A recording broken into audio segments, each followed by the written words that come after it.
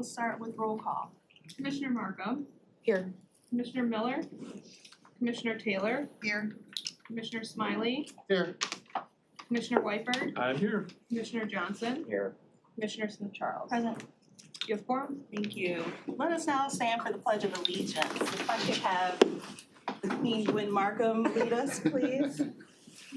I pledge allegiance to the flag of the United States of America and to the republic for which it stands, one nation, under God, indivisible, with liberty and justice for all. And our fourth item on the agenda is to approve it. I'll take a motion. Approving of the minutes. That's dated November 5th, 2025, moved by Commissioner Taylor, supported by Commissioner Smiley. Any corrections or additions? Seeing none, we can do a voice vote to approve the minutes provided today. All in favor? Aye. Opposed? Okay, it is been approved, the minutes for November 5th. Next is the approval of our agenda. If I can get a motion to do so from Commissioner Taylor, supported by Commissioner Wyford. Anything you'd like to add or change or rearrange? Good, because we worked hard on this. So we'll go ahead and do a voice vote to approve the agenda. All in favor? Aye. Opposed? Thank you. That motion carries, sorry. Next up is our first public comment. We do ask that you keep your remarks to 3 minutes per speaker and related to items on the agenda. We do have a full room. Anyone here to speak to this committee for public comment purposes? If so, please make your way to the front of the room. Happy to hear you. Seeing no one making their way, I will go ahead and close the first public comment and get us on into our meat of the meeting. First is communications, and you can see we have 5 there. Do I do the receive and file afterwards, or should we entertain that now? We can take a motion to receive and file and Okay. now otherwise. Yeah, all right, so I will take a motion to receive and file item 7, which has, like I said, 5 items. Board of Commissioners Traffic Signal Optimization Press Release, the Economic Development Monthly Report, Oakland Thrive, December 2025. Item C, Water Resources Commissioner Monthly Progress Report, New Public Works Building, December 2025. D, Facilities Management, Capital Planning and Design, Fiscal Year 2025, Fourth Quarter CIP Report. And item E, Fiscal Services Monthly Reports, Pontiac Redevelopment Project, December 2025. Moved by Commissioner Johnson to receive and file, supported by Commissioner Taylor. And now, if there are any discussion items or anything like that, certainly the first one may be familiar to some and unfamiliar to others, but I happen to see it in the news. When I hear Road Commission and I hear Oakland County, my ears perk, and I was like, traffic signals, no one told us. No offense, but so I figured, at least get the press release here for you all to be able to see in case residents ask about this particular thing. So that's there for your pleasure. Item B, a very robust and thorough economic development report from Oakland Thrive. And I want to make sure is it Camille? Yes. Miss Camille, we didn't get a chance to welcome you properly, so please come to the front. And if you have any of your colleagues with you today, get back to my page. Good morning, Commissioners. Good morning, and I was just informed that Laura's online as Yes. well. And so, I am online. I'm a little under the weather and wanted to keep my germs out of that committee room, but I'm happy to answer any questions we appreciate after the report. We really do, especially as we approach these holiday gatherings. So, Ms. Walker Banks, Yes. welcome to Oakland County and obviously Oakland Thrive. And so commissioners, you do have the report in your packet, but I wanted to make space to welcome you. And for those of you who are not aware, please tell us how you ended up in front of us today. Well, I'm 6 weeks in this role as CEO of Oakland Thrive. And I'd like to consider Oakland Thrive a growth organization, a growth company. We're a standalone nonprofit supporting Oakland County businesses, small businesses across the county. Have seen over 10,000 in the 3 years that Oakland Thrive has been around.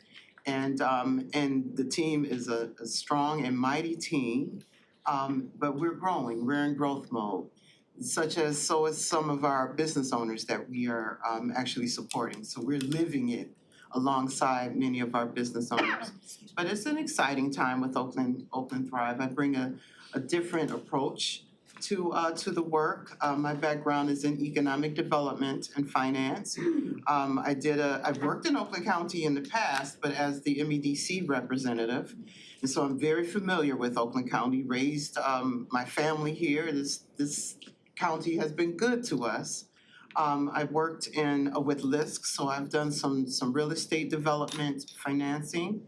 I'm with a financial institution, a CDFI, and I've done a lot of mission work. But prior to that, I was in corporate, so I did a stint with Daimler Chrysler. I worked with KPMG, and then decided to take a turn with economic development. I remember when Don was the intern at Automation Alley. So it's a pleasure to be back into the midst All of... grown up now. Yes, I'm very proud of Dom's team. His arms reach away. But it's a pleasure to be here, so. I would agree with that. It's funny, right? So Automation Alley, right? Born of the county. Yeah. Spent my time there and then came here. I would say Oakland Thrive serves a critical need for us. As many of you know, our business development team sees 500 to 600 mature businesses every single year, problem solving for them. And for us, Oakland Thrive is a critical resource supporting our local cluster businesses, the professional services firms, the mom and pop businesses, as they're sometimes called, throughout the county, and there are many of them, and they have many needs. So Oakland Thrive is a critical resource and referral destination for our business development team. Well, thank you for that intro and some of that connective tissue that makes Oakland County amazing. The MEDC connection, I'm sure, will help us in a lot of ways. Are there questions from commissioners? Ms. Markham, followed by myself. I have a couple. Go ahead. So I read the report and I was really impressed by how much has been done in the 3 years and how many businesses you have actually touched. And I've had the opportunity to work with a few of them and also talk to some of the folks on staff over at Oakland Thrive. So in 3 years, I'm just really thrilled with where this has come from and where it has gone to. It's really one of those dreams that was out there in somebody's head and it's working. My question is, are we sharing this concept either through the national county organizations or Michigan Association of Counties or anybody else? Because I think it's repeatable. The steps that we took here to make this happen, and it wouldn't be competing, for example, with any other county who wanted to set up something like this. You really focus on the small businesses that are right here, that traditionally are kind of overlooked by the big, let's support business organizations. But this has been really successful, and I think it is something other people should know about and potentially try to do in their own counties, whether they're, up north or Wayne County or whomever. If they don't know what we're doing here, I think they should. I totally agree with that. And one of my tenets is to garner some national attention, bring as much attention to Oakland County as possible. And I see Oakland Thrive as a mechanism to do that. But my stance, if you will, and this is just Camille, but the rest of the team is aware of this, is that we are a national model for inclusive economic development. And I totally agree that, and I hadn't had a chance to think about how to get the word out about our work. So I ask, please feel free to do so and share with me those types of resources. Because yes, that is absolutely on my list of 12, it's not that many priorities, but it is a priority of mine to get that kind of exposure nationally. And yeah, there's enough work, enough businesses to go around. So there's no we have a competitive advantage, but we're not in competition at all. Thank you. Thank you. Thank you, Commissioner. So this could be a Camille question or a Dom or a Laura, but maybe it's the elephant in the room, but I believe after this month, are we still a unit with Oakland County and Oakland Thrive, or are you guys launching off on your own for your own successes? So, You want this to be there we go. Dom, you got it? go ahead. So I think there will always be an Oakland County, Oakland Thrive connection.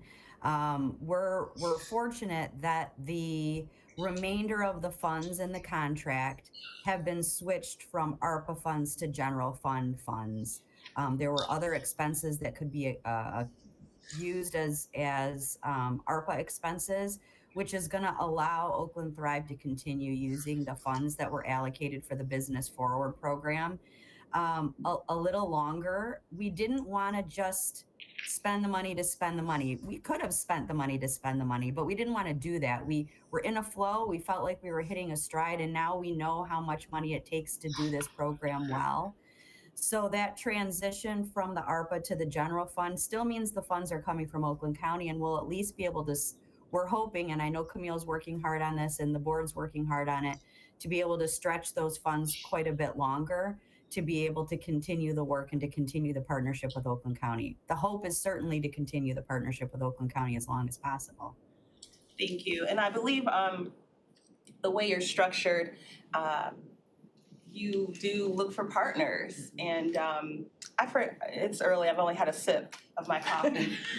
Whatever that's called to, to raise capital for the institute, for the body. So more to come there, and I do see you put your phone number, Camille, so that's very kind of you. Just lastly, if there's a board of directors, what is the makeup of this board of directors? Like business people, city and township officials, anything like that? Well, there are 7 members of the board, and I believe they are like the inaugural board members. Okay. So they are business owners, but they're mostly practitioners. They were able to get, from what I understand, and I've only, like I said, this is week 6.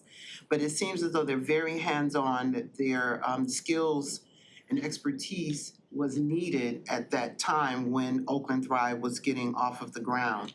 But as I mentioned, we're in growth mode, and so now there's an opportunity to expand our board, the size, the number, the composition of the board. So, for example, there was no need to have a representative from just the Kellogg Foundation on the board. But now that we are transitioning to this new stage of business, we have a need for people who have that kind of expertise. So we will be expanding. I don't think there are any township or town or commissioners or governmental, well, no, I take that back, because Laura is our chair and Sean Carlson is also on the board. Okay. But just the short of it is we will be expanding our board and looking for new members. Okay, great to hear. Well, we're wishing you the best, and I will work with staff to understand if we still get regular reporting or anything like that. Yes. Okay, so I think there's certainly an interest in keeping you in the loop. I don't know if monthly reports or quarterly reports or something, but we certainly want you to stay in the loop. yeah, It's important to keep the partnership healthy. it is. And we want to be able to point people to you and advocate and all that good stuff. So, all right, well, Ms. Camille, welcome to Oakland County again in this particular capacity. Dom, Laura, thank you both for your support, and keep up the good work. Thank you. The next communication item, if anyone had any specific questions or anything, we do have members of the Water Resource Commission here, or I should say our Water Resource Commissioner and his team. So that's the monthly progress report. It talked about the Public Works building and had her sign of approval on there, so I know it's together and official, Brian and everyone. So were there any questions in particular about this Public Works Building progress report? Not, we can then just identify that the CIP came through. Thank you to fiscal. Facilities, thank you. So if anyone had anything on that, looks like we're constantly chipping away at maintaining all of our stuff. And then the Pontiac redevelopment project, December 2025. And I did happen to peek at finance, so there's like a finance Pontiac update that you'll all have. So this one is more so on the infrastructure side. Yes. Oh, same report. Okay, wonderful. So I'll listen to it at the next meeting. Anything else? And we can go ahead and prompt the vote on the receive and file. Thank you. No. Johnson, Sure, yes. you have 6 yeas and 0 nays. Thank you. The motion carries. Thank you to all the communications. And now we're on to item 8, which is the County Executive Department recommendations.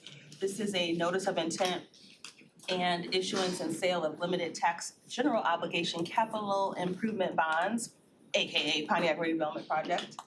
And we have Brian here, our wonderful CFO. I was trying to see if your name, sir, was on my screen, but please do introduce yourself and welcome. And if you need to lift that chair. Yeah, I may. That's right. It's on the floor. We're at the big person table. That's right. Thanksgiving is over. I feel like I waited down there for a moment. These chairs when they're so low. Sounds like there need to be improvement in the new building. Well, welcome and tell us about our notice of intent and issuance here. Sure. Why don't you introduce yourself? Sure, and thank you for that opportunity. Good morning, Jared Smith from Dickinson Wright Law Firm and serving as bond counsel to the county. So just a parallel, when the Water Resource Commissioner ends up issuing bonds, you have a partner, Eric McLaughlin, who comes and sits at the table here. In addition to that, there's a host of professionals here that I brought through this process. Is that you met Kelly and James from Baird, who's the county's municipal advisor. And also on this resolution, as we move forward on terms of the bonding perspective, is that the county did issue an RFP. I remember the last time I talked about this, is that we issued an RFP. We had 14 firms respond to the RFP for underwriters or bank purchasers.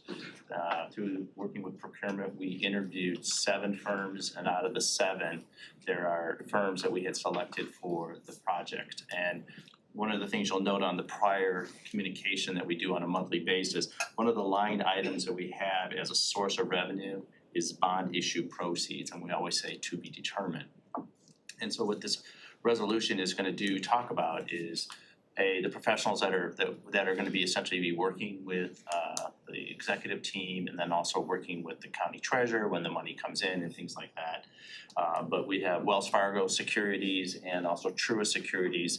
So there's 2 projects. One is the new building, the 31 East Judson project. So those firms are going to be working on that project, which was the $174,525,000 component of the bond authorization. Then there's the parking ramps and the parks and the roads. That's the $1.5 million, and that is going to be working with PNC Bank. And unfortunately, Doug Barcy was flying in this morning, so he was not able to make it. But what's happening with this resolution is after last ED&I, you did adopt the notice of intent to issue bonds. However, it was not presented at the last board meeting. For purposes of timing, what we had asked Dickinson Wright to do is to essentially put the 2 things, the next steps together. We're still asking for, again, we're going to repeat the notice of intent, but this resolution is also going to talk about the bonding, the issuance of bonds.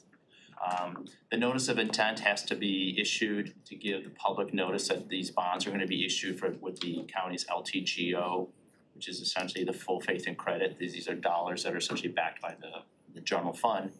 And then once that notice is published, then there's going to be a 45-day period, is that there could be signatures to have the issue go to referendum.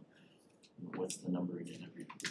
15 Yes, 10% or 15,000.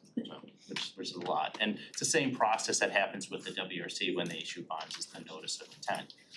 Once that 45-day period and we get a certificate of no referendum, then there is going to be the issuance of bonds, and that's what this other part of this resolution is going to authorize, is that we, assuming that this committee approves this notice of intent and bond authorizing resolution, is recommended to go to finance, and then if it gets voted out of finance, it would then go to the BOC. Then we would then issue, or essentially publish the notice of intent, and when we wait for the clock. If everything goes well, the earliest we could issue bonds is actually in February of next year. And then that whole process also involves the rating agencies, because that's, as I mentioned before, that's a statutory requirement under Public Act 34 that we're gonna have to do that. And what we're working with is with the underwriters and the municipal advisors, like, what's the timing today? I mean, again, the Fed's getting ready to meet again. The question was like, is it 80% probability rates are gonna come down? So how do we structure this? So in this bond authorizing resolution, we ask for that flexibility, because I don't wanna, I hate to have the county borrow all $175 million if we don't know that number yet. That's what we wanna borrow, pay interest on it until we know exactly, do we time the market right?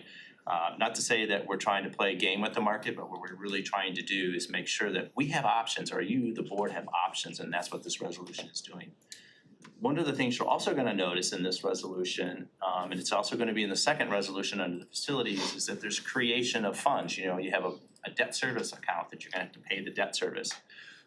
There's a project account that means where are we gonna put the money once you receive the bond proceeds? But there's a new account, it's called a repair and replacement.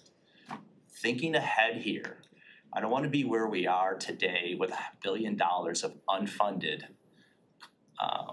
improvements to the county's facilities when I'm no longer here. We are gonna start putting together and start setting money aside for the repair and replacement for the new project downtown, which we're also gonna see in the capital improvement resolution, is that we are gonna start setting aside money. And if I recall correct, Ed Joss was saying we have about 2.3 million square feet. And I think what we have about $6 million set aside. So when we think about that, it's nothing. Yeah. So here we are today. So that's one of the biggest changes that we have in this resolution. So I don't know if Jared, if there's anything else that you wanna talk about in terms of this resolution, is that we've actually kept this project as one resolution, then I'll sit next with Ed and Misty on the next resolution, cause on the CIP. But just so that you as the board can track how we're doing all these projects and for purposes. We could issue the bonds together, but that's not my intent. So, and I wanna keep, Misty and her team has a different draw schedule, as you saw, the big paper that she handed out last time at the last ED&I. This has a different draw schedule as well. Is there anything else that you'd like to add? Sure, thank you. Not much. That was obviously very well explained. You've had bond resolutions before you previously. Just note, these are Act 34 capital improvement bonds that are being proposed here, the revised Municipal Finance Act. Obviously, I'm here to represent the county and would do so diligently on your behalf. This authorizes publication of your official statement, your offering document, as you've considered before for other transactions. It has your not to exceed baked in here and authorizes you to enter in your continuing disclosure undertakings, authorizes the form of the bonds, and authorizes your team to take the next steps necessary to issue the bonds after the 45-day referendum period. So there's a bullet summary, literally on page 1 of your resolution that talks about each of these items that Brian and I have mentioned. This would be the limited tax general obligation pledge of the county, not a general obligation debt, not levied, but it is the full faith and credit, which requires the 45-day referendum and the notices that we're talking about today prior to issuing the bonds. And if you recall, the last time is that we had that graph that says once the 2013 bonds are paid off, then this is where we're dovetailing to kind of keep that same debt service. So again, this is really coming out of the general fund. These are dollars for this project. So with that, I'll be more than happy to answer, or Jared would answer any questions that you may More have. than happy to. More than happy. I'm so relaxed from 10 days off. I know. Watch out, team. So I don't see any hands raised, particularly on this, so what you've provided seems to be in order. The 45 days is calendar days. Is that why you're saying February? Because I'm like, that's like January. February for the actual issuance. Yeah, so if, after the board, we have to wait for the board to adopt the resolution. And then we work with the elections office or the clerk to publish the notice of intent. So for example, the notice of intent for the county improvement projects that was approved at the last board meeting, that has been published, but it took like, I wanna say, a little bit over a week to 10 days to get it into the paper, and then that's when the clock starts from that date. So just kind of giving some flexibility in the schedule. Okay. And for a layperson in the community, because like you said, there's a couple of instances of bonds that we've been chatting about. All are sent to the clerk's office. And so a Jane Blow, if that's even a term, could just go to the clerk and say, hey, I'd like to see, and then that it would be provided like a piece of paper, or how do? The notice of intent is published in a newspaper. Oh, I did see that, okay. But the clerk's part, what is that? The process has been is that we work with the clerk's office to make sure that they essentially issue the publication of the notice. And then two, if there's going to be those who are gonna essentially have a petition to essentially say, hey, we wanna have a referendum, it's facilitated through the clerk's office. All right, thank you. So this was a notice of intent, is there an action for us here? Yeah, it's notice of intent and the issuance of bond, so it would be, that's on the Oh, title. yes, recommended forward to finance. And we have our motion. Can I get a reminder of who our first and second were? Did I get one? Yeah, I don't think we did, okay. okay. So I'll take a motion to recommend and forward this item to finance. Commissioner Taylor, and anyone else? I'll do it.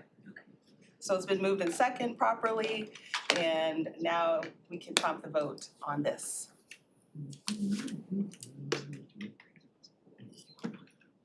Just as a reminder, a second does not preclude a yes. So you can second something and you don't have to vote for it, just as a reminder, everyone. But you have 4 yeas and 2 nays. Thank you. So I believe that motion carries, and we'll move on over to finance for recommendation. Next up is item, thank you. Thank Maybe you're sticking around a little bit, but next up is item 9A, issuance and sale of limited tax general obligation capital improvement bonds, county improvement projects. Missy? And April? this is a recommended forward to finance. I'll take a motion to do so. Commissioner White, second by Commissioner Johnson. Greetings. I like the coordination. I know, we did wrong. One more. Oh, yeah. Oh, yeah, you too. I missed the memo. I love it. I know. you're right No, there. The pants are in. You're good. Welcome. Thank you. Again, I know this will be the second time you've heard this. I don't think we need to go over everything. The last time we were here a couple weeks ago, the intention is to start chipping away, as Commissioner Smith Charles has mentioned, on the significant amount of bonding that we need to do for capital improvements. So 2 weeks ago or 3 weeks ago, we came before you for the intent to bond that has been posted, I believe, so Yep. our clock is moving. And this is the day we're asking to start moving forward with expending the funds to do that. So again, we can answer any questions, we can go into more detail, but kind of explain the process as well, so.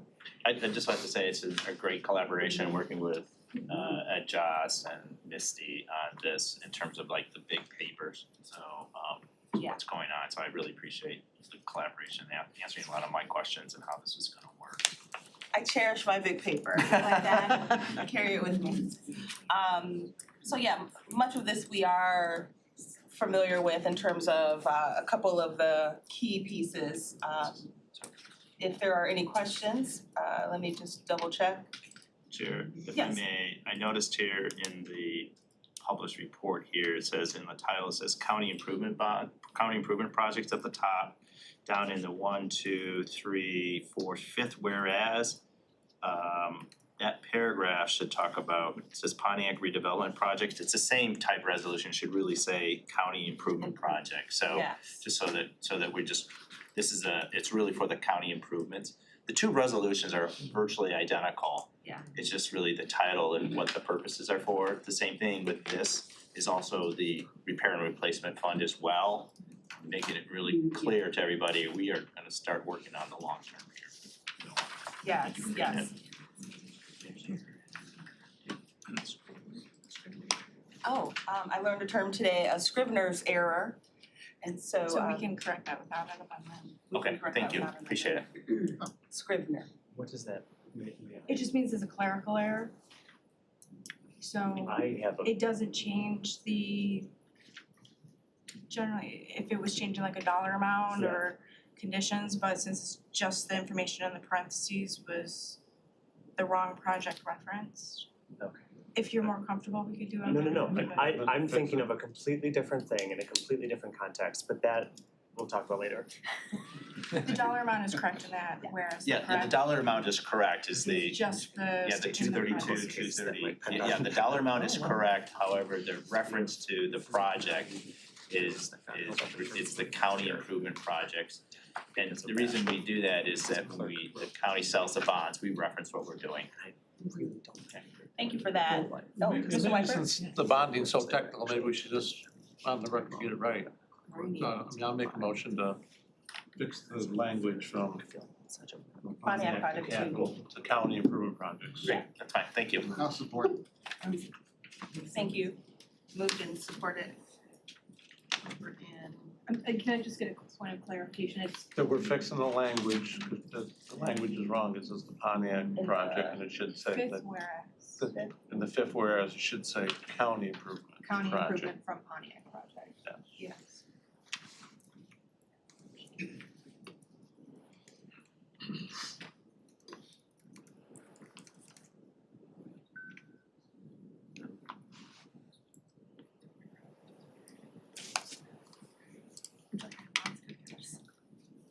So this is on the, is this considered an amendment?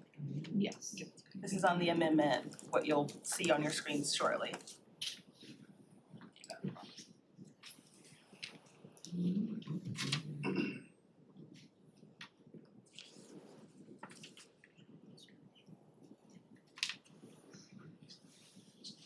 Johnson, Yes.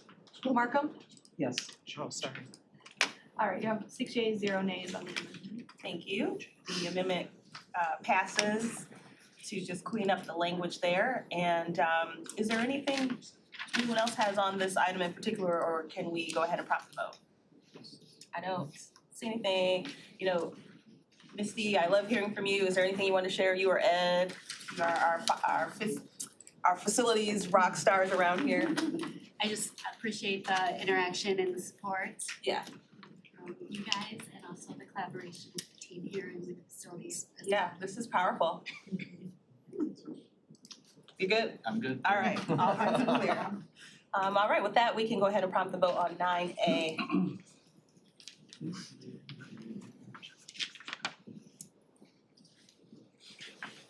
Johnson? I'm sorry, I've got too many tabs open, yes. Okay, you have 6 yeas, 0 nays. Thank you.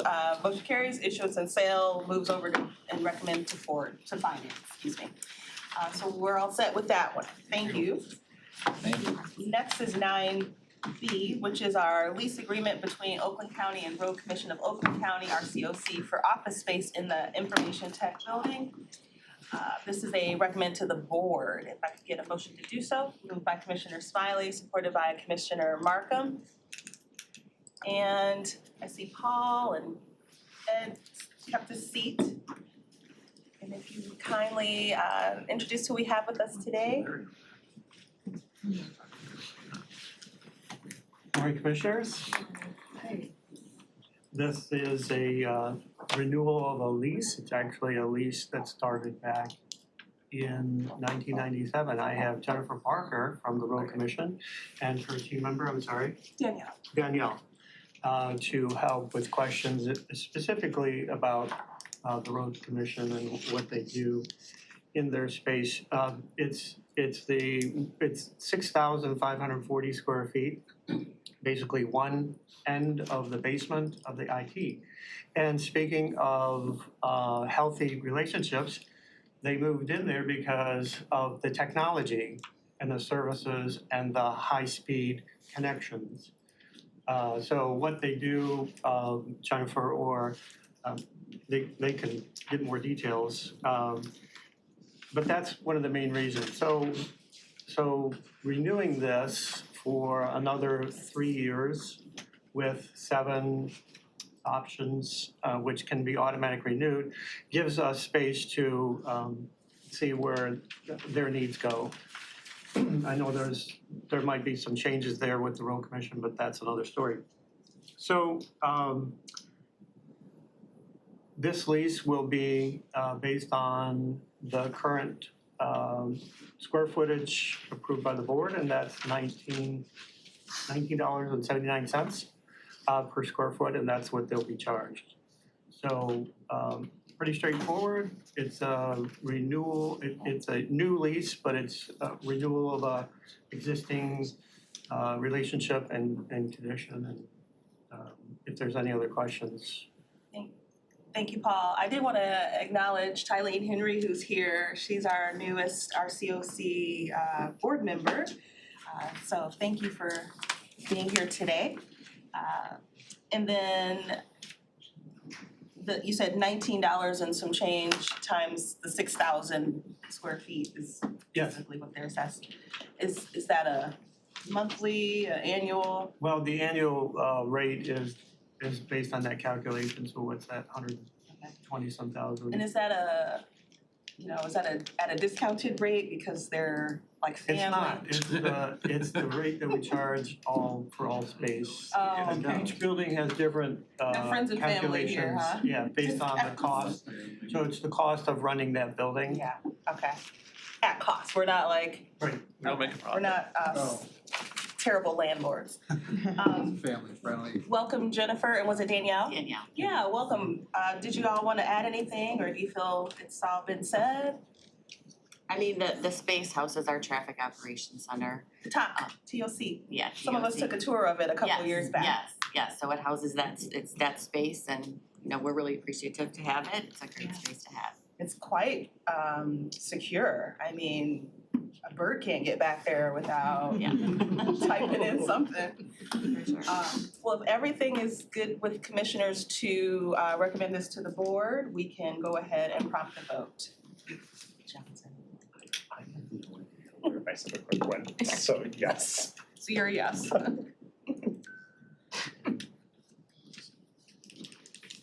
You have 6 yeas and 0 nays. Thank you. Motion carries. Thank you. Somewhere. Have a good rest of the day. Yeah. Next is our Water Resource Commissioner recommendations. First up is 10A, the contract with Frank Rewald and Sons to serve as construction manager for a new public works building. This is a recommend and forward to finance. If I could get a motion to do so. Moved by Commissioner Markham, supported by Commissioner Johnson. Good morning, team. Morning. How are you? Good. It's always good to be here. Yeah. I'm gonna well, you know my folks. Steve Korth is my chief deputy. Ann Vara is my chief, chief manager. Ann Vara is my chief deputy. And Brian Coburn is one of my managers who's overseeing this whole process. Yes. Welcome, everyone. Thank you. Happy December. So we are moving along. It looks like you've come up with a construction manager, so give us a little breakdown and we can get to voting. Sure, I can help with that. We're here for a recommendation for the construction manager for a new public works building. This is a very important role for this vendor because they'll be coordinating all phases of the construction project with the emphasis on schedule and budget. I just want to make clear we're not going to construction with anything right now. The key role that the construction manager will play at this point in time is we're in the site plan phase, and we want them on board so that they can come up with cost estimates. Because we're eventually gonna bring a site plan and cost estimates, back to this board to allow us to move forward with final design. So we went through the process with purchasing for requests for proposals. We received 5 qualified proposals. They were evaluated and scored. And there was a team of 7, Water Resources Office, Purchasing, Fiscal, and Facilities Management made up the team. 2 firms were ultimately selected to be interviewed by that same panel. And based upon the evaluation of the submittals of the proposals and the interview process, we're recommending Frank Rewald & Sons be selected as construction manager, provide those services for this project. I just want to note, Jason Rewald is here as well. Good morning. I was gonna ask, because he had a little construction vibe to him. That's a good thing. Welcome. Yeah, I don't have anything to ask on this particular item. Just happy to see that you all are happy with the progress and you're much closer to the nitty gritty here. Did you have something, Commissioner? Oh, sure, I mean, if you're offering, just what are the next steps after this? So right now we're in site plan development process, we're meeting bi-weekly with the architect. And like I said, it's very important to have a construction manager on board to develop cost estimates at the site plan stage. And we can come up with those costs, and that'll help us develop our pro forma on how we're gonna pay for this, how we're gonna fund sales and so forth. But again, most importantly, we're coming back to this board at the end of site plan, presenting a cost, requesting authorization to proceed with final design. So we need this key service provided at this point in our development. Got it, and I'm happy that it's being provided by a Rochester-based company. That's nice. All right, well, yes, Mr. Smiley. Thank you, Madam Chair. Yeah, I came, you kind of answered, this is more of a comment, I guess. I came in kind of like, hey, what are we doing? I thought we were still kind of in the discovery phase. We're trying to figure out, site plan stuff, but from what you're saying, you need this to do a proper site plan and have all that kind of happen. So I'm relieved. I thought, did I miss something where we said, here you go, this building is, and I'm generally supportive of the whole thing. I just want to make sure we're creeping up on it in the right steps, and it sounds like we are. So thank you. I'm glad it's all clarified now. That's all. Like I said, it's just a comment, not really a question. No, very important. Thank you. No apologies needed. All right. We'll see any other hands, so we can go ahead and prompt the vote on item 10A. A lot of times you hear businesses in the community rewall, and you're like, oh, that's great, they're probably 1 million years old and long gone. But it's nice to see, the name and the company's still there, so. 107 years, thank you. Oh, my, Is that the first one? Yeah. Not the original Rewald. Okay. Which one are you? 4th generation. Yeah. Wow. Is that right? My great grandfather was the original Frank. Yeah. My grandfather was Roy. My dad is Frank, and I'm part of the 4th generation. So Nice. Great story. Love that. History is good. Yeah, I love that. Well, without too much sentimental value here, I think, have the votes been prompted? Yes, you have 6 yeas and 0 nays. All right, so the motion carries. Welcome to the team, and we'll be hearing more from you, I'm sure. Thank you so much. Yeah, have a good holiday season.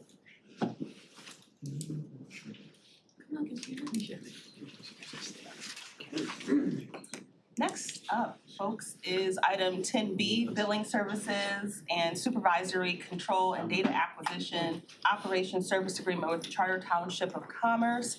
And this is to recommend to the board. So I see Brian and then a couple of faces that we don't see too often, so please do introduce, oh yes, let's get a motion. Moved by Commissioner Smiley, supported by Commissioner Wypert, wonderful. Good morning. Good morning. I'm Kelsey Cook. I'm a Manager and Chief Legal Officer at WRC. I'm Larry Gray, Supervisor for Commerce Township. Yes, I thought you looked familiar. You've been around here a few times. Couple times. Kelsey, welcome as well. Thank you. Over to you. Sure, thank you. With me, of course, Brian Coburn, our manager as well, who's been working closely with Commerce. Yes. And so before you today is a new contract to provide 2 certain services to the township, and that is billing services for their water and sewer billing, as well as SCADA services. So that's the remote monitoring of all the townships' water, wastewater, and drinking water and sanitary sewer systems. And so that's something that our office currently provides for the township, and it is a lot to transition back over to the township, and so we need a little bit more time to do that. And so this contract provides that time and extension of services essentially in the form of a new agreement. And so this agreement is based on the county's standard operation and maintenance template. However, it is just a little bit more short-term. It just goes to the end of the third quarter, so right up to the end of September. Wonderful. This is like the heart of infrastructure here. Did anyone have any follow-up questions on this item? Yes, Mr. Martin. Larry, it's because it's transition on manpower and. Yes, sir. Right, that's what we're doing. Yeah, the billing Short cycles term. and monitoring all the, as you mentioned, the pump stations and water areas as well, yeah. So we just didn't have enough time, from the time we made a decision to roll it over, so, WRC's been great to work with us and our residents and the surrounding communities that use our wastewater treatment plant to, help us, serve our residents until the end of September next year, so we're able to roll everything over to Commerce. Thank you. Yeah, very important. No one complains about this until it's not working correctly. Correct. So it's good to be on top of it. If it's not sewer, it's trash, and that's the top two things people. Yeah. Mr. Smiley? Thank you again, Madam Chair. I know we were talking ahead a little bit before the meeting. You said it's quite a big ordeal, this transition. If for some reason September, you need more time than next September to complete is that very easy to do for us to just kind of continue? Or we have to meet back here and kind of? Yeah, it would be easy for us to do. We would come back to the board and ask to extend the agreement that's being hopefully put into place with your motion today. So we could just simply extend that date if the supervisor would like that. So, or, if it's needed, absolutely. Good. And how was the date in September, late September, I think you said, how was that arrived at? Is that? Well, I believe it's the end of your fiscal year, correct? Yeah, end of the fiscal year, correct. Yeah. Oh, that's just all it's based on. I gotcha. Okay. Yeah, and it does take a significant amount of time to find, a software vendor for billing water and sewer, bills and charges, and then the SCADA system. Those are the two most complex, technology-wise especially systems. So it seemed like a reasonable amount of time between us to extend it. So hopefully we can get that done. And we are already working with billing department, the billing software and so forth to move this forward, so. I'm sure. Okay. Thank you, Mr. Graham. Thanks. Yeah. Thank you, Commissioner. Anything further? Seeing not, then we can prop our vote on 10B, please.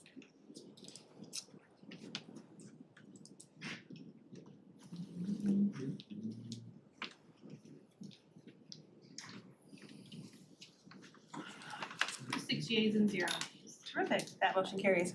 Thank you all. Congrats and thanks, Brian. Okay, next is item 11, which is our Economic Development Department recommendations. We have 4.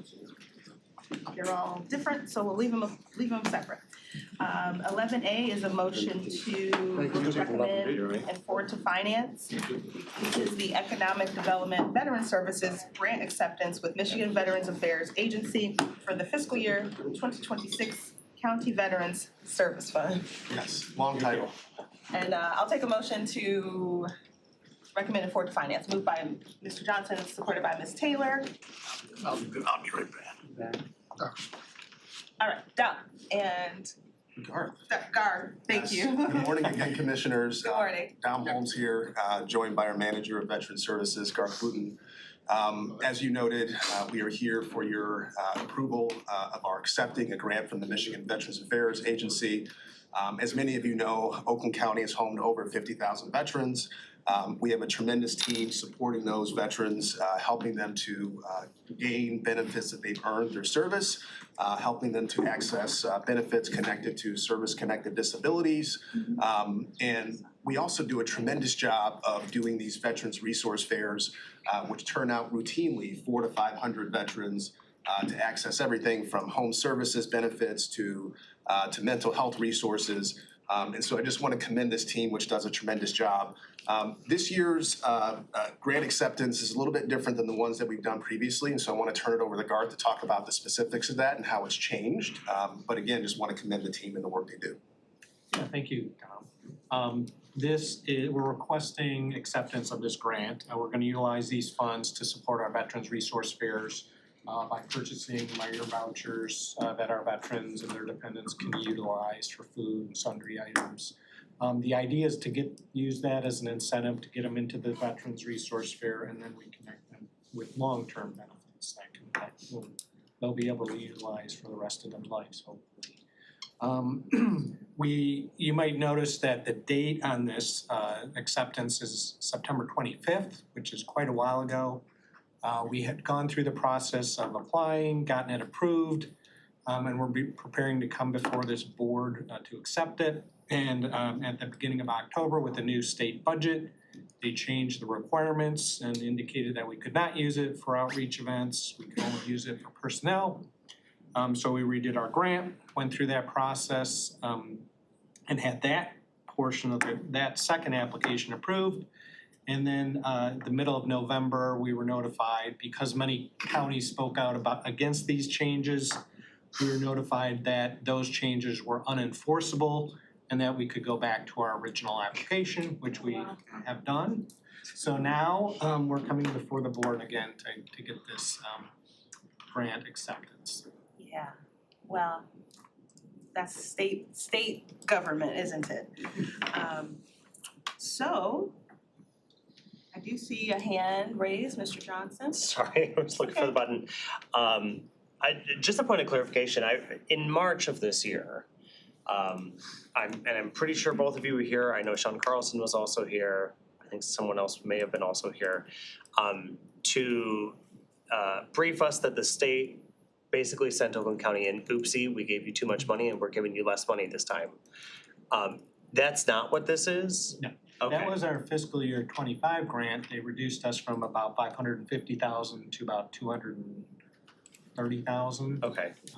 Based on their accounting error. So that was last fiscal year's grant that they notified us halfway through the year that, oops, we told you we gave you too much money. But this is the next iteration of that, same thing? This is fiscal year 26. And is this one kosher-ish? Did you expect this much money? This week it is, so this is, the legislature, I think, went back to the Michigan Veterans Affairs Agency and said, you guys need to go back to your original rules. As you can see, the amount is much less than what we got last year. Significantly. And that's based on them actually, it's the $4.2 million for the entire state. Every county that applies gets $60,000 or $50,000. And then the balance after that number is paid on a per veteran capita basis. So I think they had about 60 apply, so that the original $3 million is gone, then the $1.2 million is distributed to counties based on veteran population. Okay, and so where we had historically been getting between $200,000 and say $300,000 a year, because of the dip, what we've done is we've decided to, supplement with departmental funds to make sure we can continue to support veterans in the way we always have. We've also launched a Be a Hero, Support a Hero campaign to receive, funding from the public. And then we've also started conversations with different philanthropic organizations about support for this work. Good, I appreciate that. Said the state doesn't do a better job in helping us support our veterans, but thanks. That's a word. Anyone else? Commissioner Taylor? Yep, I did have my hand up there. Oh, didn't see it. That's okay. I just wanted to tag along with what Mr. Holmes has said. Several of the commissioners, we had an opportunity to work with the veterans at the Costic Center. And the veterans were wrapped around the block. In addition to the Myers gift cards, which they all said they really, really, really appreciated. They also gave them food boxes. And they were so appreciative. And then there's tables, vendor tables set up so that any service that they're looking for, there's someone there that they can talk to one-on-one, which is something that a lot of the veterans appreciate because they get an eye-to-eye person so they understand what they're talking about. Sometimes on the phone, so many things are lost. but when the person is standing right in front of you, that's what they told me they appreciated the most, that person understood what they were talking about. So whatever services you have and whatever resources that you offer are truly helping our veterans. So I just wanted to let you know that Absolutely. and ask you to continue.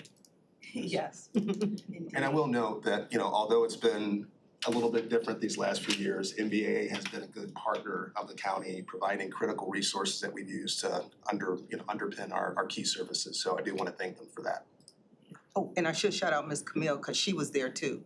Yes. She did video and directing, and that's when I don't know how many times I've met her, but that was one of the things, she was very active. So it's a very active committee. Very nice. Thank you so much for that. Lynn's perspective. Anything else on MBAA fiscal year Veterans Fund? Seeing no other hands raised, we can go ahead and properly vote on 11A.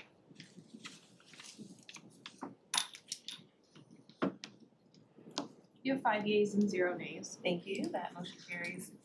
Keep up the good work, and I think we'll see you in about an hour or so. All right, next up is under Economic Development Department recommendations, 11B, the Springs at 5 in Main, Brownfield plan located in the Charter Township of Commerce. And this is a recommended forward to finance. I'll take a motion. Mr. Smiley, supported by Commissioner Taylor. And I see Kristen, Dom. Oh no, this is what happens when you say names. Brad. Brad. Brad, yep. Good morning, Commissioner. Good morning, good morning. Yep, I'm Kristen Wilfang with the Planning Division, and I have Brad Hansen here with me, and also Don Holmes. Thank you. We're all in the Economic Development Department. Yes. Before you today is brownfield plan for the Springs at 5 in Main. This is in Commerce Township near Pontiac Trail and M5. It's a mixed housing and mixed development brownfield project, and I'll turn it over to Brad to provide some more information. Thank you, good morning. Good morning. So yeah, this is 12.27 acres on M5 and Pontiac Trail. It's part of the Commerce Town Place development.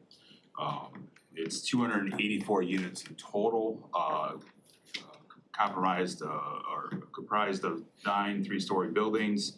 100 units of this development are gonna be set aside for affordable and attainable housing at 120% AMI or below. It's gonna be a mix of that, so it's gonna be 120% as the max, but it's gonna be a mix of that, so it could be 80%, 100%, whatever the market dictates. It's a 10-year period. The developer worked with Mishta on that. Mishta would like to see more units at affordability rather than a lengthy time of a smaller amount of units. They wanted to see more units in the development. So that's why you see a shorter time period of a 10-year period. The DDA put a significant amount of money, if you know that area, with the infrastructure on the site. So this project is a little bit unique where the TIF payback is compromised majority of state school tax money, where the DDA is still gonna capture all the local school tax dollars. All the DDA dollars that they were capturing before are still gonna be capturing. So even when there's increased taxes when this development's fully completed, the DDA is still gonna be capturing it, which is great for them because they spend all the money with the infrastructure and they're still be able to capture all that money. And the state school taxes are the ones gonna be captured and reimbursing the developer. The $13 million that's gonna be reimbursed to the developer is actually gonna be paying back the developer for some site prep and infrastructure costs, which they ran into on site for some unforeseen circumstances while they're building. Is actually not going for the missing income for the rental units that they're eligible for, but for actual unforeseen circumstances they ran into that was making their project not financial feasible moving forward. So it is a housing project, so that's why it qualifies for brownfield, but they're not actually using what was meant for as far as getting the gap financing for the missing income that they're losing by making the housing affordable. They're using it for the infrastructure costs that they did not know was gonna happen to them. to make up the difference. So, yeah, happy to answer any questions you guys may have at this point. Thank you. Did we go over this one in our OCVRA meeting? Yeah, so the Brownfield Redevelopment Authority did approve it on October 28th. Okay. So they have reviewed and approved it. Yes, I see here now. Mr. Johnson had a question or two. I actually have 5 if it's all the same to you. I think that accounts for all of us, so go for it. Well, and I'm happy to break this up into different chunks too. Yeah, if let's you see want. where we land. Okay. Thank you for this one. So, all right, so one, the law that we're talking about is a very new law. It's a 2023 public act that amended the Brownfield Redevelopment Act that allows for housing developments to qualify, which is good. This is what we want. We wanted something with more teeth to help dig away at our housing crisis. Some questions. One, unforeseen challenges. I'm curious what exactly the unforeseen challenges were. In the document, it says that some of the unforeseen circumstances were dewatering and that it's unsustainable land to build on. A quick Google Earth image shows that it's like very obviously wetland and swamp. There's a big, this is swamp on Google Earth right next to it. So like, I'm not an architect, but yeah, that seems like I foresaw that. How was that unforeseen? I don't know, I mean, so you would have to go back to, I mean, this is a master plan development for the Commerce Township too, so, But I guess, and I'm not trying to make it because you're not the developer. Yeah, exactly. But it's hard for me to hear a developer say, oops, we ran out of money for unforeseen circumstances, and the unforeseen circumstance was a very obvious swamp that they're trying to build on. But I'll pause and they could easily just exchange the unforeseen and just say, okay, we're going for the missing income that the law was established for, amended the language in 2023 and go for the missing income. They just say, okay, we're just gonna go for this pot instead of this pot. No, I understand. Unfortunately, that's not what's in front of me. Yeah, no, I agree, yeah, but, and I don't know why they decided to do it that route instead of the missing income that was gonna be for the 120%. Right. And below, but yes, I So- understand your point. So that's my first thing is I'm confused what was unforeseen. Second thing is, again, per the part of the law that they very specifically cite, which is subsection Y, and it's a very long law, so there are lots of subsections. But mixed use is an important component.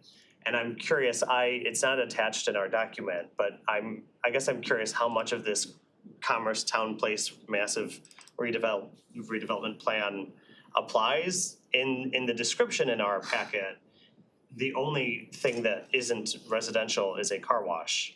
Is that what qualifies this whole thing as mixed use? Yeah, I wouldn't guess so, but you'd have to understand that they've had those conversations with the state, and the state's the ultimate answer to that question. Right. So I'm guessing that would be the case, yes. And then, Madam Chair, if I may, because I assume that you're correct, having worked in the legislature at the time that this was a bill and became law, I'll just say this is something we always as policymakers deal with, is the spirit of the law and the letter of the law. And the letter of the law, yes, a single car wash does satisfy this entire property being mixed use. I think the spirit of the law very much is to incentivize high density, high traffic, residential and commercial, all these things existing in the same place at the same time. So that's just, I guess, a comment that I'll make about this project. And I don't want that to be like a damning thing for me for this project, because obviously I want more residential. But I think if I were the developer, I would reconsider how much am I leaning into this one very small component of the law. Sure. As the whole basis for my argument in which to ask for $13 million over the course of 30-some years. That's my second question. Happy to break. I know Commissioner Markham has a question. We're happy to keep asking more at your leisure. Maybe you'll ask the question I have, so keep going. All right. My next question is, again, per the law, affordable units are required, and I'm curious how many affordable units were planned originally before these alleged unforeseen circumstances versus how many are being planned now? I don't have the answer to that. They were not going for the housing TIF when it started. So I do not know the answer to that. Okay. I think they're probably going for market rate, and honestly, market rate might have been at that in the first place, but Sure. I don't think so, because of only 100 units of the 284 are gonna be considered 120% or below, so I don't think it's gonna be that was a market rate, so I can't answer that. Okay. My last two questions are predictable for me. They're parking related. That's gonna be my guess. I know. Well, because it's so predictable for me, I hope that you can help a little bit, although again, I know that you're not the developer. So two kind of different parking related questions. The first is, how many spaces are planned? I know what the minimum is and I know what the maximum is per Commerce Township ordinance, and I'm curious what the number is. I have to get back to you on that. Okay. For the record, 568 is the minimum and 682 is the maximum. What was the maximum? I'm sorry. 682. 682. Okay. Both of those numbers are higher than I'd prefer, but that's Commerce Township, that's not my bailiwick, that's not for me to say.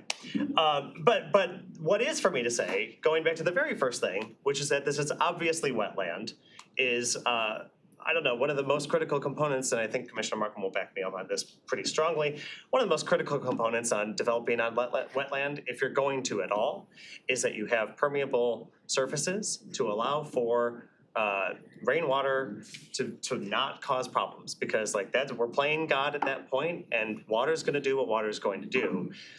So I guess I would just, as a comment, not a question, I would really hope that since this is wetland, they would take that into strong consideration. Thank you, I yield. Thank you, very good points. Thank you. Mrs. Markham?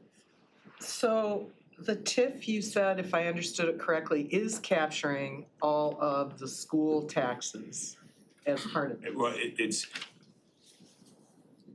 after it passes, if it passes this board in finance and it goes on past Board of Commissioners, it will be local approved, which is gonna capture ISD, whatever the DDA is not capturing.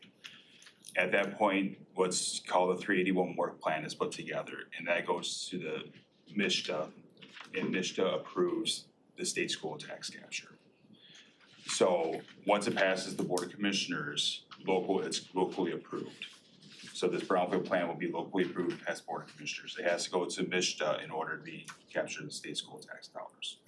So once that happens, that's when the state school taxers will be able to be reimbursed to the developer. So, for the layperson, capturing the school taxes says they're not going to the schools, they're going to this development.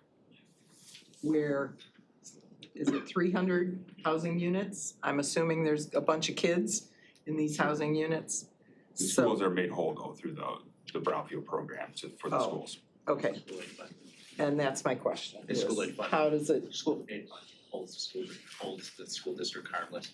okay, That's it. okay, I wasn't sure how that all played through. And then they're not capturing the county parks and they're not capturing the county transit, which is our plans going forward to try and be consistent that way.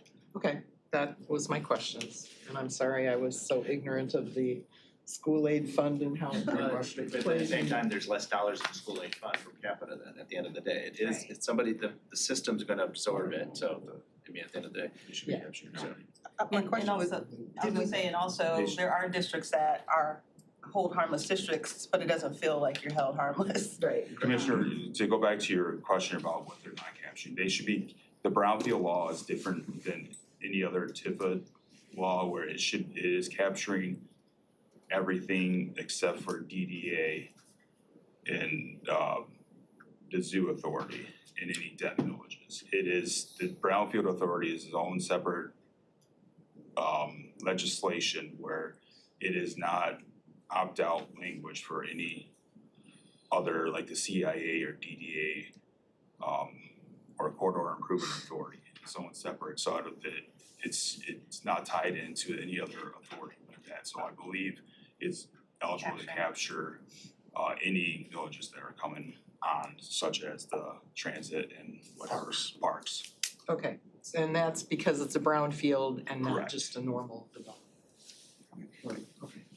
That was my question, Yeah, because of the new language, so. I don't, my questions was answered, thank you. Oh, okay. All right, well, that was something to chew on. Thank you for being so forthcoming with what you do know. And, you know, maybe this is something to chew on. But again, an important note about it being its own authority under its own rules and regulations. And hopefully bodies like MISTA and Eagle and others help keep us safe and keep our water safe and wildlife and things like that, so. All right, well, definitely vote your conscience. And if need be, you know, we'll talk about it next Thursday. But for now, let's go ahead and prompt the vote on item 11B. I do appreciate some affordable housing going in. You have 4 yeas and 1 nay. Right out there by the intersection we're talking That about this motion morning. carries and this moves on to finance. You have. Oh, this is that time? Yay. Hear ye, and this is special for Mr. Spitz. He hasn't been here for my hear ye's lately. Special call out too. Pursuant to Public Act 381 of 1996, a public hearing on the adoption of the Brownfield redevelopment plan for the Springs at 5 and Main Brownfield project shall be held on December 11, 2025 at 6 p.m. in the Oakland County Board of Commissioners Auditorium, 1200 North Telegraph Road, Pontiac, Michigan. Call some people, have them come to the podium and talk about some of this if you know anyone in that area. And I think we're all set, so thank you. Now, next up is 11C, Economic Development Aviation Transportation Grant Contract with Michigan Department of Transportation for clearing of the runway 826 approach at Oakland Southwest Airport. This is a motion to recommend to the board. Commissioner Taylor moves, supported by Commissioner Markham. Ms. Bush, thank you for your patience. Good morning. Floor is yours. Thank you, Madam Chair. This is a grant that's formerly a bill grant, which is now called an IIJA agreement for $156,000 towards some approach clearing at our Oakland Southwest Airport. This is a part of a long-term project out at Oakland Southwest.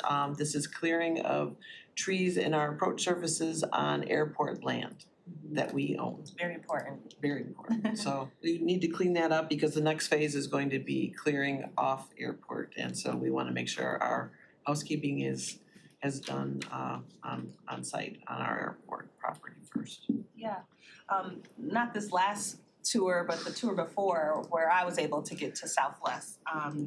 That was a big part of the conversation, was just the approach and how important it is with trees and stuff. So now when I'm flying commercial, I'm like, oh yeah, there's clearance, you know, purposely for our safety in the air. Absolutely. Landing and taking off. Any questions for Ms. Bush on this item? Seeing none, do we have, yeah, okay. I will then now go ahead and call for the vote, prompt the vote on 11C.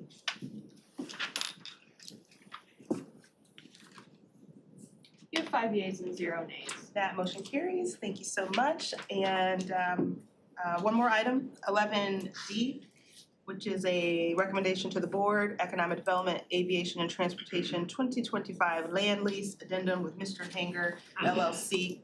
May I get a motion? Moved by Commissioner Smiley, supported by Commissioner Taylor. And Cheryl, over to you. Thank you again. This is just a small parcel as an adjunct to our Corporate Eagle facility that's just adjacent to the airport terminal. It is less than a fourth of an acre to provide additional parking for the larger Corporate Eagle parcel adjacent to it. So we're happy to accommodate. We've been providing some additional parking to them in the terminal parking, so it'll take a little bit of pressure off of that, and with the growth of their business, much needed. So this is at the current rate that 31 cents per square foot that's applied to all land leases across all 3 airports, and standard issue. All right. Mr. Johnson, any questions on parking? No. Okay.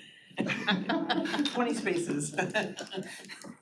All right, wonderful. Well, seeing that there are no hands raised. No, it's already. I will go ahead and prompt the vote. Please prompt the vote for item 11D. Moving the lines. Right. Pink lines. 5 yeas and 0 nays. Alrighty, that motion carries. I don't hate the concept of cars or parking, I just. Thank you very much. Thank you, Cheryl. I think this is it for us, so Right. have a great holiday. I miss you already. Oh, I'm so sad. Okay, well, thank you. So we'll do it on our own. Item 12 is the Board of Commissioners recommendation, Board of Commissioners amendment to the policy on tax increment financing authority participation in tax capture limitations, and it's a recommendation to forward to finance. Can I get a motion to do so? Moved by Commissioner Taylor, supported by Commissioner Markham. So our presenter is unable to be here for this one, so I'm sure he'll be here for finance maybe. Yeah, so our PhD in TIF, all things TIF, is sitting right here, so we are in good company. So I will turn it over to Amy to kind of give us the 411 on this, and then we can proceed with our vote. Okay, so there is a summary of the changes as well as a red line version for you in Civic Clerk. Quickly, I will go over some of the changes that we made. They were made with input from Economic Development Department, Corporation Council, and several commissioners.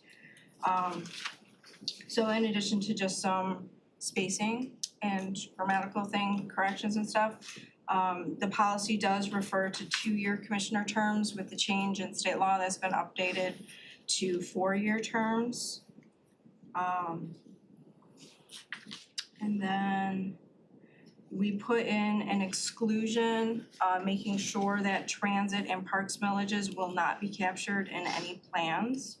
I do not have page numbers on this, so I apologize. My computer is dying, so I'm gonna work on paper here. It's on page 6 of the red line. Okay. We also, with the input, working with Brett Razigan before his retirement, one of the things proposed was a scoring matrix. So that is something that you guys may want to discuss in a little bit more detail. There's language put in that references the scoring matrix, which is at the end of the document. And I'll go over that in a little bit more detail in a moment. For requirements for all TIF plans, there was a clause put in that the assessors used to calculate the capture under these plans should be a public assessor. So they could use county services or partner with other communities to meet that definition of public assessor. And then we did some clarification to the reporting requirements to specify that the reports would go to the Director of Economic Development with a copy to the TIF committee. Reports would be done annually. And then if they fail to submit their report, their TIF funding would be put on hold until they complied with the requirements of the policy.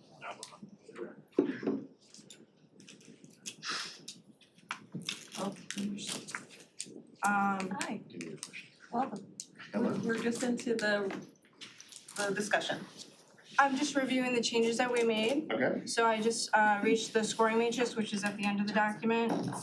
So those are factors based on the priorities with some suggested values in the scoring matrix. So if you guys want to amend any of those values, we can amend those values. And then I did put in some definitions for each of the scoring criteria to help guide people that would be using this matrix to understand what those meant. And those are also available if there's any changes or clarifications you want to make on those definitions, we can make those as well. So I will turn it over to Chair Woodward. Mr. Ex officio, welcome. Hello, yes, I was over at a transit meeting, so I thank you for putting this at the end of the list, and I wanna commend the chair of the committee of helping ushering a product through. We're here today because there's been the Great Recession really put a lot of TIF proposals in pause. It's just the way that that TIFs operate. It is the growth at the time the TIF is established that gets collected for a particular project with public value. And we've seen a few TIF proposals come through, mostly in the form of extensions of existing agreements to go longer. And it is a very powerful tool to capture money for a specific project everywhere. Recognizing there's probably going to be more because a lot of the agreements that were in place are set to expire in the future. I also wouldn't be surprised if some corridor improvements and other things come forward. In order to help with the planning and development of any proposal that comes forth from the local community, it was recommended that we go through and modify and update our current TIF policy to help be an objective guiding tool so that the local community can look about like, hey, this is how we can participate, this is at what level that we might be able to expect some county participation. Our participation is strictly voluntary. Local communities can capture their revenue to support things. The county contribution over a period of time as the TIF structures are set up, that money gets captured when taxes are collected and doesn't come through the general fund. We can always participate in a project with general fund dollars in the future if there's a said criteria. But some of the big highlights that Amy went over, I think illustrates appropriate, not only just objectives and priority, where housing, transit, parks. When it comes to parks and transit specifically, those were millages that the voters voted for. They didn't really vote to have those dollars captured by TIF districts. And believe me, there are some TIF districts that are set up permanently because they were set up in an earlier part of the law. And I live in a community and I remind them regularly that I expect you to use those dollars to support parks and transit unless, or be more motivated to change the law to force you to. But I think this criteria, the scoring metrics makes a lot of sense. I think it captured a lot of the input from our leadership in economic development and even some of our past staff that helped put some kind of a framework who was probably here at the very first TIF and provided insight about how to have those guiding principles going forward. So I can answer, some additional questions, but I turn it over to the chair who helps spearhead this process. I think that's a great umbrella of how we arrived at going through all this year, 2025. And our objective today is to vote on this to then recommend and forward to finance. And correct me if I'm wrong, we don't have questions right now as far as like if TIF committee votes on something versus this body, EDI. Because I know that was one question. I just want to make sure we're clear on that all the scoring matrix, did we nail down if that's us or the TIF committee? So as I understand, as the policy is written, that we would be working with economic development. What usually happens is that, let's say a community X says, hey, we're interested in forming a new corridor improvement authority. We encourage them to reach out to economic development early and work, basically we would share, here's the criteria that's gonna be used to evaluate it. The communities usually hire a consultant that helps map out what that proposal might look like. Would work with economic development.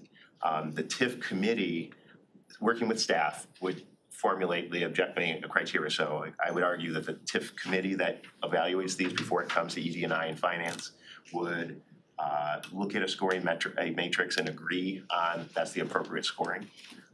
If there's some disagreement there, then I think that can be moved around. But I would envision staff would do the preliminary work, and if there's a tweaking on the edges that the committee would see fit, given circumstances that the committee and this board thinks are important considerations, I think there's some negotiation. But having the objective criteria, I think, will lay out very clear, like, this is the level of participation, this is, these are the terms, these are the understanding of the requirements on your part as the receiver of these funds, the reporting, et cetera. And those things can all come together. So led by staff, TIF will formalize and kind of agree with the appropriate scoring. And then any recommendation would come to this group and finance, and then ultimately the full board. Yes, please. So we had discussed this previously, just in our preparation meeting for this. The language that we received from Corporation Council is currently worded that the plan will be reviewed and scored by the TIF review committee. So if it's gonna be done by like a subset of like staff or like a subset before it goes to a TIF meeting, that would need to be specified. Otherwise, it's currently, the scoring would take place in an open meeting at the TIF committee. So. With staff bringing a scoring matrix and letting TIF approve that doesn't satisfy that? No, so we're talking about the actual scoring of a TIF proposal. The language that was added was very generic, and that it doesn't specify beyond who the actual TIF committee would be doing the scoring. Typically, like referencing like purchasing, when you have an evaluation committee, that's generally done in not, I guess, not open to the public, because there's the concerns with influencing evaluators. Well, all the scoring of purchasing is available to the public. That's what I'm saying, like, so. After, I believe that. Right. Like what, that was my understanding, that we would be able, like, an exercise we do on the fly. I mean, we got staff that's, currently we have staff that does a preliminary evaluation of all these things and works day to day with the local individual community. So I would be careful we don't get too far away from that. Aren't they the same thing though? Like staff would proffer a recommendation and then like the codified scoring would happen at the committee level. Yes, but that pre-step is not specified in the language we received from Corporation Council, that the initial scoring would take place by staff or a subset of the committee, or if that's fine, I'm just. Okay. It was a concern raised by Corporation Council that this language was very generic and didn't fully vet out the scoring process. So that would be something that just needed to be clarified. If I may, Chair, can we check with Corp Council? I guess the standard practice has been like leaning on staff to bring forth recommendations. I don't think that there's a lot of disagreement, like we want to divert from that, because I don't know about all of you, but I don't know if you're all gonna be meeting with all the economic development planners across the county. Bring those recommendations forward. If we need clarifying language to say that they'll bring forth a recommendation to be approved by TIF, I think that's probably the simplest and easiest.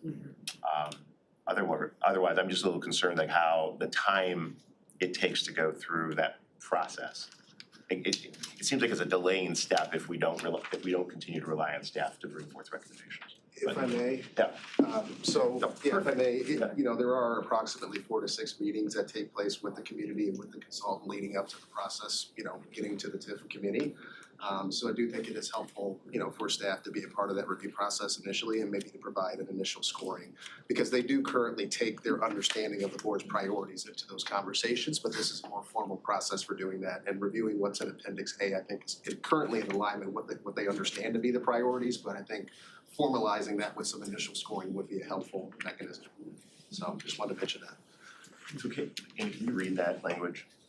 This is each TIF plan will be reviewed and scored by the TIF review committee in accordance with the scoring matrix attached as appendix A to this policy. The total score awarded to each TIF plan will determine the maximum percentage of the applicable capture for each authority. While you ponder, Chair, I'll go to Ms. Markham and then followed by Mr. Smiley. Yeah, I think this is analogous to what happens, for example, at SEMCOG, where the Regional Review Committee is the governing body to distribute the TAP funds, right? But the recommendations come from the staff. And the review committee shows up to the meeting and we talk about all the things, but staff has already ranked them, you know, and so on. So this is pretty consistent with how we've done things, I think, in the past. The staff does the detail work and then the committee has the discussion and then votes on either it as it came in or however we decide to change it. So I don't see that as inconsistent with what we've done in the past anywhere, on the committees I've been on. Right. I do appreciate the annual reporting because I think, not to make people do more work, but I know there are CIAs and DDAs out there. There's already a reporting requirement. Yeah, but they're not Yeah. necessarily We're just submitting them. submitting them. So this, I think, just. Tom's on the hunt. There sounds like some, not penalties, but there's some implications if people are not submitting their reports based on this Right. new iteration. Right, and then I do appreciate a matrix for scoring. I think that's a real improvement. Yeah, It's, you know, pretty cut and dried. You either fit this or you don't. right. And so the data nerd in me likes a good matrix. Yeah, so those were my comments. I think the annual reporting is good. I'm glad to see it beefed up. Mr. Smiley, you're up. Thank you. Chair Woodward, we call you Chair even here. Don't call me late for I know. I saw that coming up. So currently, they collect for transit and parks, and this will now remove that from what's from being collected. So any new proposal that's been adopted, I'm gonna say the last 2 or 3 years, that's come through this board, we have, by our decision, removed them. Those in the past are getting caught, so the permanent DDAs that exist, just because of the way the law is structured, they do capture it. But this is written as any modification to a DDA or a CIA, because they're now time bound, whereas there's some that live in perpetuity because of when they got formed back in the 80s. Those would capture this. Basically doesn't, this policy says we're not gonna capture Parks Millage dollars, we're not gonna participate, basically collect dollars for this project and then send it over for sidewalk repair, road improvements or whatever for a purpose different than it was intended. Similarly, state law was passed for the zoo and the DIA to prevent those dollars from being used for purposes other than the zoo and the DIA, and so it's consistent with that. Okay. And the reason I ask is, I don't know, we kind of hear any grumbles, or is that bending anybody the wrong way? The last proposal, so we did have a proposal that came through and wanted to collect it, and then the TIF committee talked about it and they heard it, they're like, okay, we understand. And so they modified their proposal to collect our county general operating millage for a longer period of time. They were trying to get to a certain amount in order to fund all the projects that TIF was supposed to do. And so they restructured their TIF to accommodate it. So I wouldn't say that there's community backlash.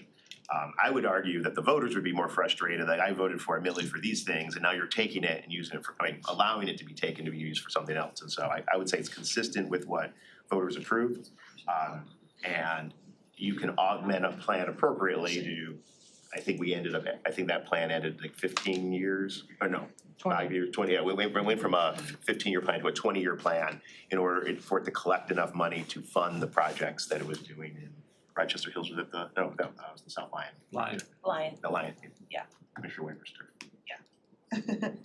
So, yeah, and I think, and I think Commissioner Whipper could speak to it, I think the community understood the need to protect parks and transit dollars and achieve the objective just a different way. And I will just add that I thought that process was a really good process. I felt like the community felt they were heard, the county felt they were heard. We had a number of discussions that what we came to in the end, everybody was comfortable with. So I like the word agreement. Yeah. All right, cool. All right, thank you. Anyone else on this? Mr. Whipert? There's one little note about the applicant must use an assessor employed directly by the municipality and not an assessor under contract with the municipality. That's a little in the red line. When we went through those assessing contracts, our rates and some of the municipalities. So what I can tell you, so I thought that was removed. Yeah. Because that was, so I can speak to like, that issue came up. So the amount of property value and assessment of collection that happens is based on assessing. We have county assessors, local communities sometimes hire their local and sometimes are hiring private. The concern was that we want to ensure that we have the highest quality, best qualified people doing it, whether it's the county doing it or a city doing it, or wanting someone that's like on the payroll of a municipality or someone. I think after further deliberation, that we have as a county and frankly the local community is in their best interest to ensure that they're getting the highest level of ensuring they're collecting the right revenue, that it's less important. And so I think the recommendation was to strip that out, so it was. Yeah. It's still in here. Well, okay, well, that's. Yeah, after we talked, I didn't update Amy, my bad. Okay, all right, there you go, all right, so let's remove Okay. that. Yeah. But also, good cat, it's like I just assumed it was going. And then, Amy, you wanna, because we had just a quick little side huddle here, to add clarity, if people are comfortable with economic development to do the preliminary meetings and then do the preliminary scoring and bring that recommendation forward, I mean. Yeah, the staff, the people who.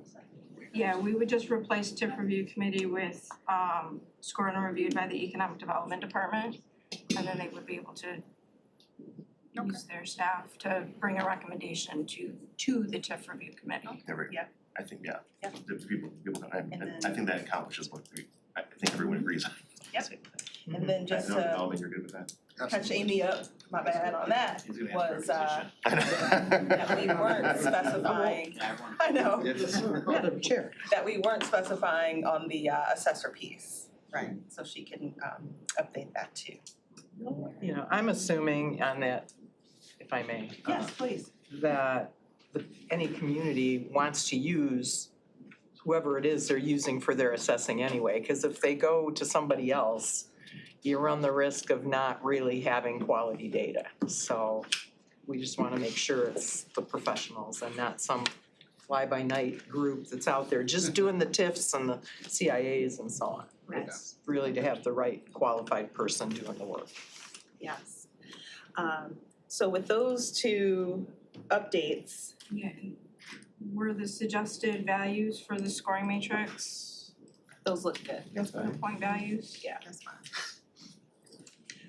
So because we're gonna lose a voter, is there any more questions on this in its current status? Then we can go ahead and prompt the vote. We gained I have fun. Well, that's true.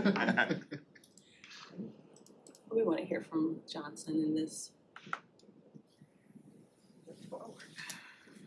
Commissioner Woodward, How about yes? you have 7 yeas and 0 nays. Let's hope so. I didn't. Thank you. That motion. I'm not logged in. That motion carries. Thank you all for the robust debate and conversation. That takes us to item 13, which is our final public comment. And if there's anyone who'd like to address this committee, you have 3 minutes to do so on any topic. Welcome. Yes, welcome.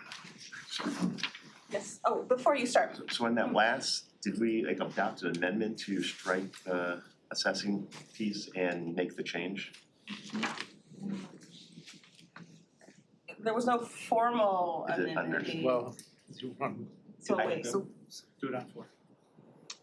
I'll just say as I'm We do it right now. Okay, cause it goes to finance. Okay, finance will fix it. I Finance mean, will we'll formalize what we discussed. Yeah, Amy said she'll draft the amendment for finance. Perfect, perfect. Thank you, ex officio. Thank you. Yes.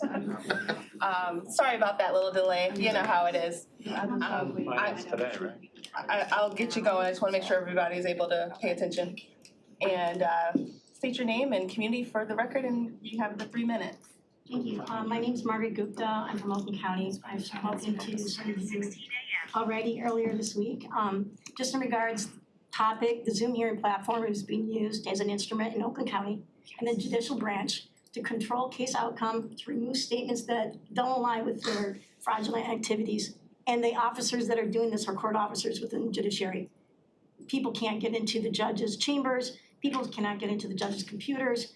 People cannot access the judge's computers to get to the Zoom license, and then the Zoom license to get to the court records. In some of my research, a county clerk records position of legal records was posted in October. The workforce is guided by integrity, innovation, and a passion for public service. You can actually go on the oakgov.com website to apply. The asterisk that I've seen is you maintain vital court records. Court records, the Zoom hearing records are vital. They're vital to the case. You'll ensure documents are handled accurately and efficiently. Obviously, the Zoom platform and the security within Oakland County cannot do that. Again, what you'll do, utilize county software systems to manage, verify, and maintain court records, with precision. I've asked the county court clerk so I can have a meeting. Everybody in the judiciary has said, no case, everything's closed. I've asked to repair my transcripts. 4 Zoom hearings that I audio recorded, I can prove almost 90 of my statements were removed, only my statements. And let me also tell you, I've been to the JTC, the AGC, the State Bar, the Michigan Supreme Court, Court Appellates. Nobody can call me and I can't call them. Why? My phone number, area code 947-957-0439, has been designated as an invalid phone number in their system. They can't even put it into their files. Why? Because the state court administrator gave you guys a Zoom hearing platform, willfully knowing that it had no security or safeguards to preserve the court records. The court is named as a house of records. The state court administrator violated Michigan Supreme Court rules in August of 2022 by not having a public second hearing because he changed the rules significantly and vastly. And I couldn't figure out why. Why? Because they knew they were going to be using this as an instrument to control the court records and case outcomes. He knew the judge's name on that Zoom license would be the catch ball. But it takes more than one person to alter court records. It's a whole part of them. And I've proved it over and over again. Not only did I prove the first one, they shut me down. I have 4 more, which means a pattern of corruption. And this is corruption within. You guys didn't know about it. thank you, Ms. Gupta, for sharing what's been going on. Thank you. Help me. Stop working again. I hope it's a sign from God. Okay, so is there anyone else who's here to speak for public comments? All right, well, everyone have a great rest of the day if you don't have any more meetings or anything like that. However, this meeting of the Economic Development Infrastructure Committee, if all hearts and minds are clear, is adjourned.